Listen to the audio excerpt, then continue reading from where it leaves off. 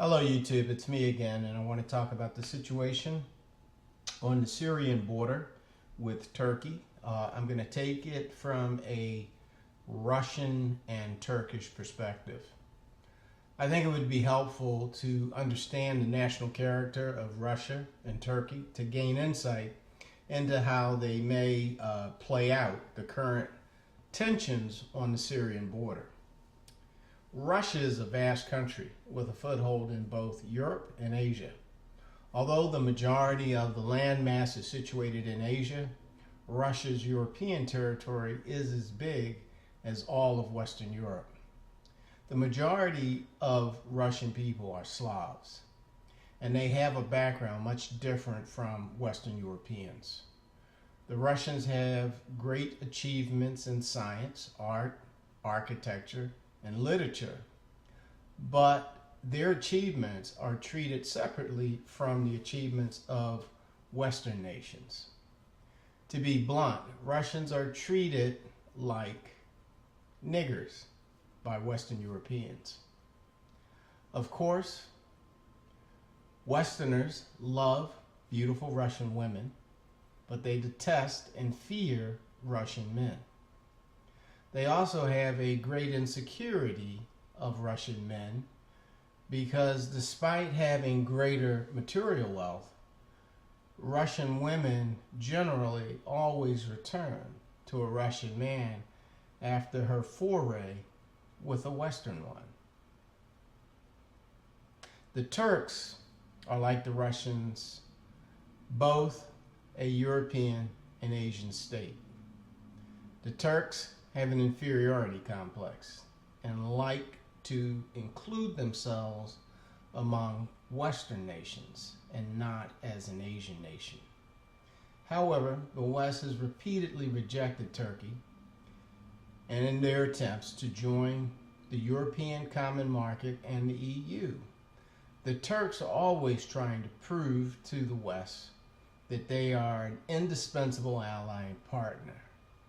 The truth is that Turkey will never be let into the EU, and it will always be considered a stepchild by Western European nations.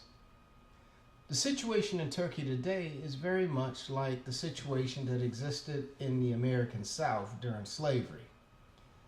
Turkey is the house slave and is willing to risk everything to protect master and to demonstrate to master how loyal he is.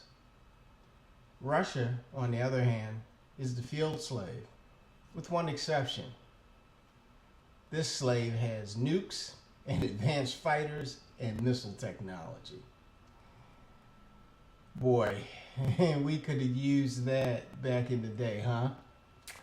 Anyway, as in the Old South, the house slave does not believe that the field slaves are really going to revolt and thus may not really be ready for a fight.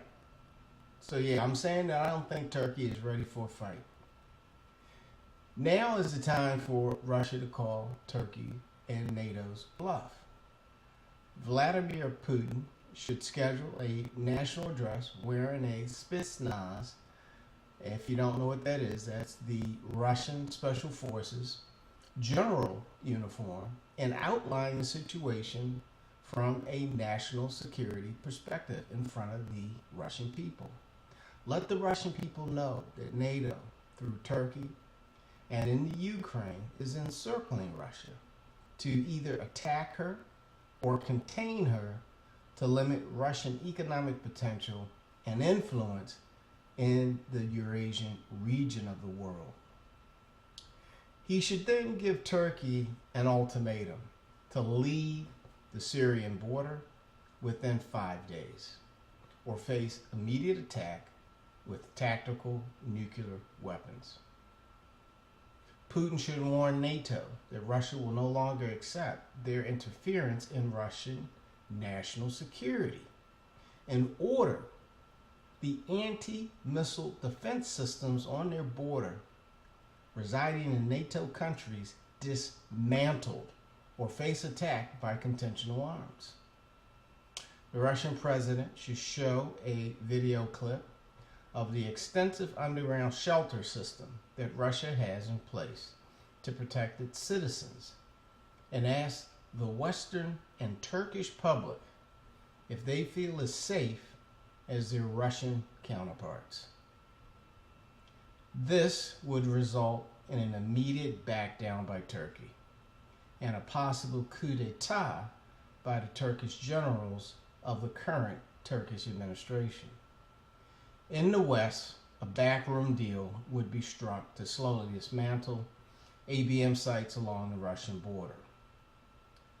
Sometimes the best way to avoid war is to make the option of war very clear and very present. With that, my friends, I hope you have an understanding of what some of the options could be for the Russians. I highly doubt that the Russians will take this approach. They are very cautious, and like Turkey, they have a bit of an inferiority complex. If you pay attention to diplomatic language used against Russia, they use the words civilization and civilized quite frequently. And they are playing on that Russian inferiority complex to gain Russian compliance. I think that if I were a betting man, I would count on the Russians to succumb to that trickery. But if the Russians want to put an end to the threats on their border, I think they need to take a tough stance. And I'm offering Vladimir Putin, free of charge, this recommendation. Thank you.